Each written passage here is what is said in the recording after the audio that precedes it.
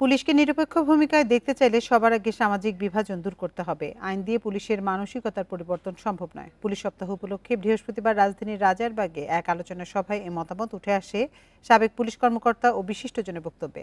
তারা বলেন, সম্পদ অর্জনের অবৈধ পদ্ধতি বন্ধ না করলে পুলিশ সংস্কার অসম্ভব। বান্ডেল থাকলে প্রতি সেনমানিতে টাকা বাঁচবে। বিকাশ সেনমানি বান্ডেল কিনে জিতুন প্রতি লেনদেনে। পুলিশ সপ্তাহ 2025 উদযাপন উপলক্ষে নাগরিক প্রতিনিধিদের সঙ্গে মতবিনিময় সভার এই আয়োজন রাজারবাগ পুলিশ অডিটোরিয়ামে। অনুষ্ঠানে অংশ নেন ছাত্র, ব্যবসায়ী, শ্রমিক, সাংস্কৃতিক ব্যক্তিত্ব সহ সুশীল সমাজের প্রতিনিধিরা। গণতন্ত্র বলতে আমরা স্বাভাবিকভাবেই বুঝি যে। এ সময় শিক্ষাবিদ ও গবেষকরা বলেন, সংস্কার কমিশন পুলিশের সমস্যা উপলব্ধি করতে পারেনি। জনপ্রিয়তা কমার কারণ খুঁজে বের করতে হবে, বন্ধ করতে হবে অবৈধ সম্পদ অর্জনের পথ।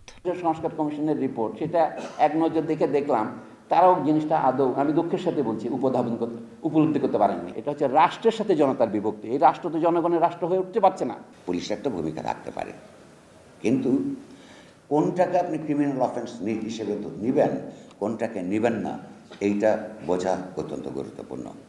সাবেক পুলিশ কর্মকর্তারা বলেন, অতীতে পুলিশ যেভাবে দুর্নীতি করেছে তা ঠেকাতে সমাজের ভেতর থেকেই দাবি উঠতে হবে। স্বাধীনতা দিলে স্বাধীনতা ভালো লাগে না, গোলামি করতে খুব ভালো লাগে। অনেক প্রাপ্তি পাওয়া যায়, অনেক লাভবান হওয়া যায়।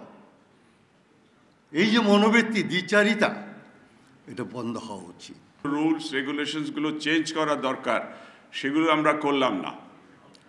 তো তাহলে আমাদের কথার মধ্যে বৈপরীত্য রয়ে গেছে। রাজনৈতিক নেতৃবৃন্দ পুলিশকে যথাযথভাবে পেশাগত করতে চাননি। বক্তাদের মতে, পুলিশকে রাজনৈতিকভাবে ব্যবহার করা বন্ধ করতে হবে। পুলিশের সাথে জনতার বিভক্তির কারণও খুঁজতে হবে। আমি আজ বুঝেছি, শক্তি নয়, নৈতিকতা বড় অস্ত্র। সম্মানিত নাগরিকবৃন্দ, প্রিয় সহকর্মীবৃন্দ, আমরা এই প্রতিশ্রুতিবদ্ধ হতে চাই সবার কাছে। ব্যবসায়ী ও নাগরিক প্রতিনিধিরা বলেন, দেশে আইন থাকলেও প্রয়োগ নেই বলে অভিযোগ বিদেশি ক্রেতাদের। তবে রাজনীতি বা শাসন ব্যবস্থার পরিবর্তন না হলে পুলিশের সার্বিক পরিবেশের উন্নতি হবে না। সুলতানা জাহান মিতু, ইন্ডিপেন্ডেন্ট নিউজ, ঢাকা।